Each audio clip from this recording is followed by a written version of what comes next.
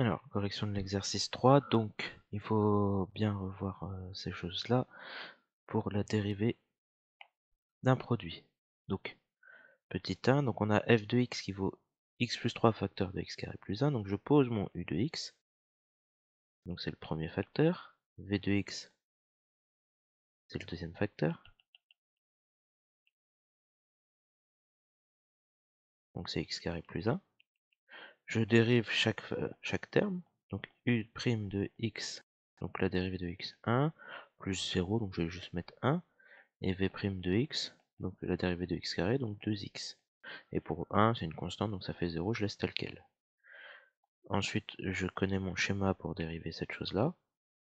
u'v plus uv', donc 1 fois x carré plus 1, plus x plus 3 fois 2x. Je développe x carré plus 1, plus x fois 2x, donc 2x carré, x fois 3, 6x. Donc x carré, j'en ai 3, plus 6x, plus 1. Je continue, petit 2.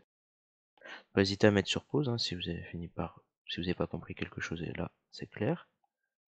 u de x, donc c'est le premier facteur 3x moins 2. v de x, c'est le deuxième facteur moins 2x plus 5. Donc u' de x et v' de x. Donc u' de x c'est 3, v' de x moins 2. Et je fais encore une fois mon calcul. f' de x, donc c'est 3 fois moins 2x plus 5, plus 3x moins 2 fois moins 2. Donc je développe.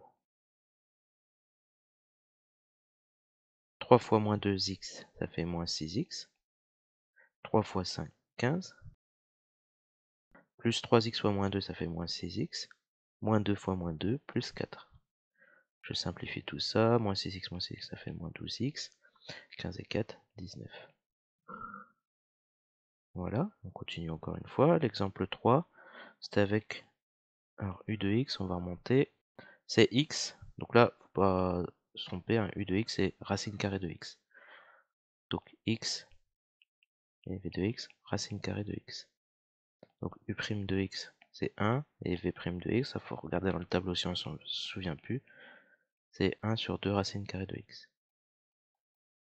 Donc je fais mon calcul, u' fois v, donc 1 fois racine carrée de x, plus x fois 1 sur racine carrée de x. Il me donne racine carrée de x plus x sur 2 racines carrées de x sur 2 racines carrées de x. Alors on pourrait peut-être simplifier tout ça, c'est pas le but, mais on pourrait simplifier ça. Déjà avoir bien compris ça, c'est l'essentiel.